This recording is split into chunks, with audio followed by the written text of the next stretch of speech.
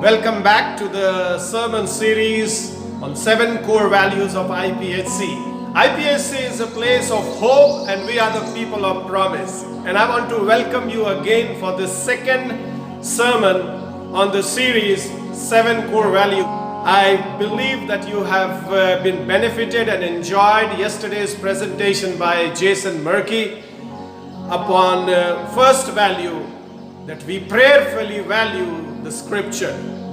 And today we are going to hear the second value of IPHC. We prayerfully value the Pentecost.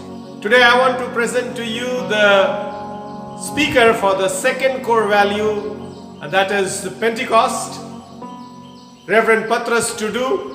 He is the superintendent of Eastern India Conference and he is the council member of Executive Committee of IPHC North India Society. मैं इस समय धन्यवाद देता हूं एक बार फिर से आप जुड़े हैं इस श्रृंखला में 7 प्रमुख मूल्यों की श्रृंखला में जिस पर IPHC विश्वास करती है। और कल हम आशा करते हैं आप आशीष पाए होंगे।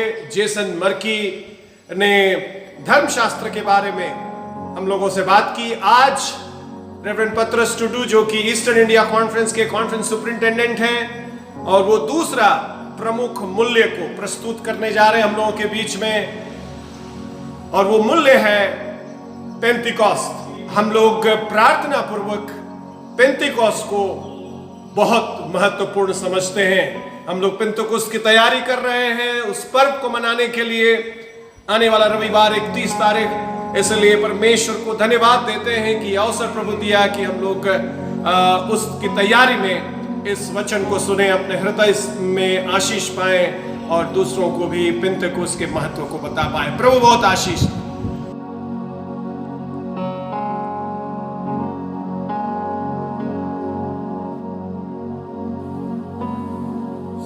मेरा नाम पत्रस टुडू है और मैं IPHC गवर्निंग बॉडी का एक सदस्य हूँ।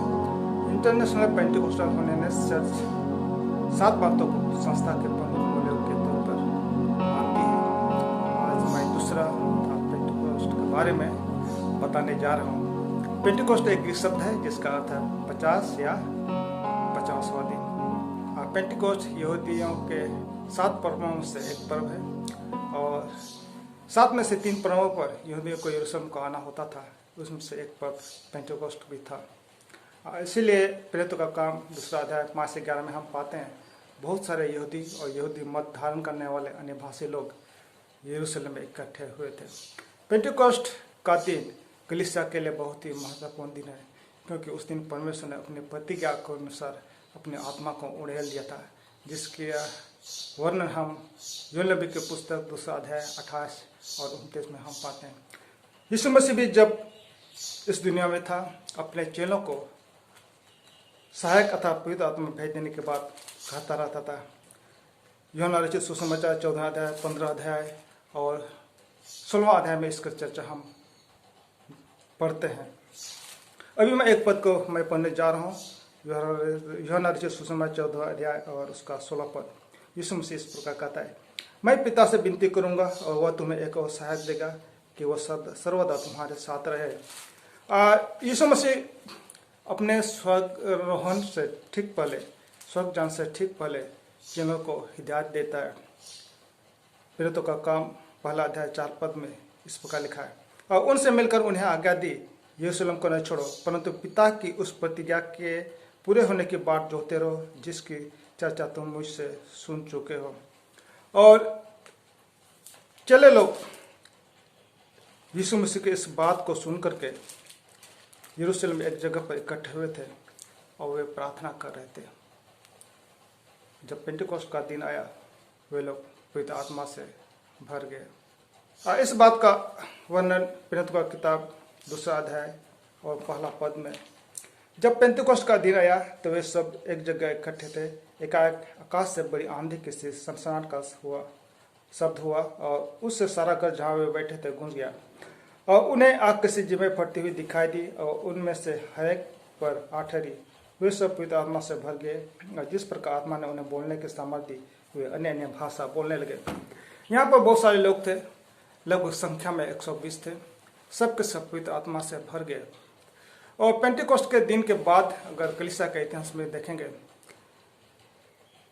बहुत सारे लोग पवित्र आत्मा से भर गए। दास हो या स्वतंत्र हो, यहूदी हो या अन्य जाति हो, काले हो या गोरे हो, पढ़े लिखे हो अनपढ़ हो, सब पवित्र आत्मा से भर गए। लेकिन उन सबों में एक कॉमन बात हम पाते हैं, वे लोग परमेश्वर पर विश्वास करते थे, परमेश्वर के वचन पर विश्वास करते थे, यीशु मसीह पर विश्वास करते थे। और उन सबों का पाप यीशु मसीह के लोहू से धोया गया था। इसीलिए पवित्र आत्मा पाने के लिए, पवित्र आत्मा से भरपूर होने के लिए किसी योग्यता की जरूरत नहीं होती या कोई संत लेवल में पहुंचने की जरूरत नहीं होती। जैसे प्रेरितों की किताब 5वां अध्याय 32 पद में लिखा है, परमेश्वर अपने आज्ञा मानने वालों को पवित्र आत्मा देता है। और यहाँ पर फिर और एक बात को हम पाते हैं कि जब वे पवित्र आत्मा से भर गए, वे अन्य अन्य भाषा बोलने लगे। यूँ तो पवित्र आत्मा से भरने के बहुत सारे चिन्ह होता है। कोई जब पवित्र आत्मा का अभिषेक पाता है, कोई गिर जाता है, कोई रोने लगता है, कोई डांस करने लगता है, कोई थथराने लगता है। बहुत सारे चिन्ह हैं। और पवित्र आत्मा का दान और वरदान भी बहुत सारे हैं। जैसे हम कोरिन्थियों के पुस्तक में हम पाते हैं, आत्मा द्वारा किसी को बुद्धि का, किसी को ज्ञान का, किसी को विश्वास का, किसी को चंगा करने, किसी को सामर्थ के काम करने की शक्ति का, किसी को भविष्यवाणी का, किसी को आत्मा के परख का, किसी को अन्य अन्य भाषा बोलने का, और किसी को अन्य अन्य भाषा का अर्थ बताने का दान मिलता है। यह पवित्र आत्मा का दान है। लेकिन पवित्र आत्मा से जब कोई भर जाता है, वे अन्य अन्य भाषा बोलने लगते हैं। इसका वर्णन हम प्रेरितों की किताब में बहुत जगह हम पाते हैं। प्रेरितों की किताब 10:44 से 46 में, प्रेरितों की किताब 19:6 में, और कलीसिया के इतिहास में हम पाते हैं जब जब भी लोग पवित्र आत्मा से भर गए, बपतिस्मा पाए, वे अन्य अन्य भाषा बोलने लगे। जब चले लोग पवित्र आत्मा से भर गए, वे लोग पवित्र आत्मा की सामर्थ के काम पर करने लगे। प्रेरितों की किताब 2 अध्याय उसका 43 पद में हम पाते हैं, उन लोगों के द्वारा पवित्र आत्मा के सामर्थ से अद्भुत काम और चिन्ह प्रकट होने लगे। अगर हम प्रेरितों का किताब 19 अध्याय 11 से 12 में हम पढ़ेंगे, पौलुस प्रेरित पवित्र आत्मा से भरा हुआ परमेश्वर के सामर्थ से काम करने लगा और चिन्ह और चमत्कार अद्भुत काम उसके जीवन में होने लगा। यहाँ तक कि जब रुमाल और कोई कपड़ा उसके शरीर पर लगा करके बीमार पर रखा जाता था, वे चंगे हो जाते थे। दूसरा आत्मा निकाली जाती थी तो सामर्थ का काम प्रकट होने लगता था, क्योंकि यह सब काम पवित्र आत्मा के सामर्थ से होता था। इसलिए जब कोई पवित्र आत्मा से भर जाता है, उसके जीवन में सामर्थ का काम प्रकट होने लगता है। यूँ तो उसको स्वतंत्र का फीलिंग भी होता है। जब कोई पवित्र आत्मा से भर जाता है, आनंद महसूस करता है। हाँ, उसके जीवन में परमेश्वर के बहुत सारे आश्चर्य काम होने लगते हैं। हालेलुया। और एक बात हम देखते हैं पेंटिकोस्ट के दिन में, और एक बात हुई जब पवित्र आत्मा उस पर उतर आया, सब पर उतर आया, उन लोगों पर हियाव आ गया, उन लोगों को साहस होने लगा। पहले तो वे लोग डर के मारे घर में घुसे हुए थे, प्रार्थना कर रहे थे, लेकिन जब पवित्र आत्मा आ गया, उन लोगों पर साहस आ गया और पतरस साहस के साथ भीड़ में खड़ा होकर यीशु मसीह के बारे में बताने लगा। और पवित्र आत्मा पतरस को परमेश्वर के वचन से अगुवाई करता रहा, वचन का प्रकाशन उसको देता रहा और पतरस सामर्थ के साथ यीशु मसीह के बारे में बताने लगा। और जब वो बोल रहा था, उसके आवाज़ से, उसके ज़बान से पवित्र आत्मा के सामर्थ निकल रहे थे। इसलिए जब वे लोग सुने, परमेश्वर के वचन को सुने, उन लोग का हृदय सीख गया और वे लोग कहने के क्या करें। और वे सब लोग यीशु मसीह पर विश्वास करने लगे बाइबल इस तरह बताती है कि उस दिन लगभग 3000 लोग चेलों के साथ जुड़ गए। परमेश्वर का काम को पवित्र आत्मा के सामर्थ के बिना हम नहीं कर पाएंगे। अगर कलीसिया के इतिहास में हम देखेंगे, जब वे पवित्र आत्मा से भर गए, वे लोग जगह जगह को गए, जहाँ जहाँ भी गए परमेश्वर का काम, परमेश्वर का सामर्थ का काम, चिन्ह और चमत्कार प्रकट होने लगा।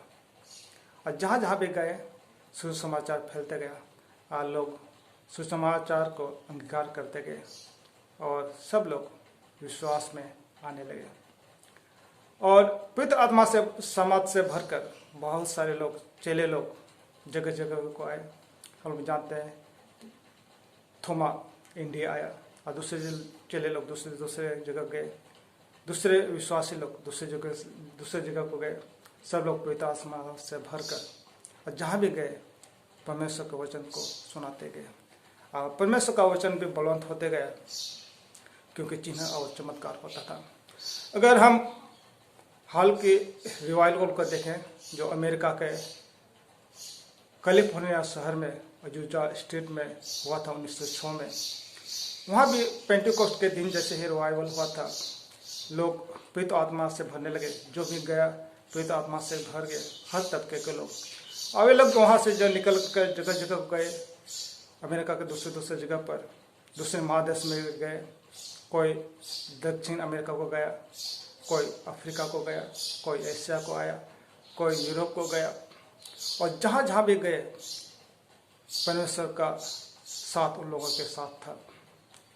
और पवित्र आत्मा से भरपूर होने के कारण उन लोगों के जीवन से चिन्ह और चमत्कार होते थे और सामर्थ के साथ वे परमेश्वर का वचन को सुनाते थे। और परमेश्वर का वचन लोगों का हृदय को छिदा जाता था और वे लोग परमेश्वर के वचन को अंगीकार करते थे, यीशु मसीह को अंगीकार करते थे। और जहाँ जहाँ पे वे लोग गए कलीसिया बनते गए, क्योंकि वे लोग परमेश्वर के सामर्थ के साथ, पवित्र आत्मा के सामर्थ के साथ वे लोग काम करते थे। परमेश्वर की स्तुति हो। और एक बात हम पाते हैं पेंटिकोस्ट के दिन में, जब वे पवित्र आत्मा से भर गए, चलो के साथ लोग आने लगे, कलीसिया बन गए, तो सब एकजुट थे। अब सब लोग परमेश्वर के वचन सीखने में, संगति करने में, रोटी तोड़ने में, प्रार्थना करने में एक साथ थे। पवित्र आत्मा कलीसिया के लोगों को एकजुट करता है, यूनाइट करता है। और वे लोग परमेश्वर वचन के लिए भूखे रहते हैं और संगति करने में लोलीन रहते हैं और हर समय आत्मा में परमेश्वर से प्रार्थना करते हैं। आइए आज के दिन परमेश्वर से प्रार्थना करें कि परमेश्वर हमें अपने आत्मा उड़ेल दे और हम अपने कलीसिया पर पेंटिकोस्ट के दिन जैसा रिवाइवल को देखें और अपने पीढ़ियों पर, आज की इस पीढ़ी पर हम परमेश्वर के विदारी को हम देख सकें। आइए हम प्रार्थना करें। पिता परमेश्वर, हम तेरे चरणों के पास आते हैं, हम पर अनुग्रह करिए पिता। हमारे पाप अपराधों को क्षमा कर दीजिए, अपने लहू से हमारे पापों को धो डालिए और शुद्ध और पवित्र कीजिए। अपने आत्मा से हमें भर दिए पिता परमेश्वर। हम प्रार्थना करते हैं पिता परमेश्वर, हमारे कलीसिया में तो अपनी आत्मा को उड़ेल दे, जैसे तूने पेंटिकोस्ट के दिन में किया था। हम प्रार्थना करते हैं पिता, हम अपने जेनरेशन में तेरे विदारे को देख पाएँ। हम पर अनुग्रह कीजिए, यीशु के नाम से मांगते हैं, आमीन।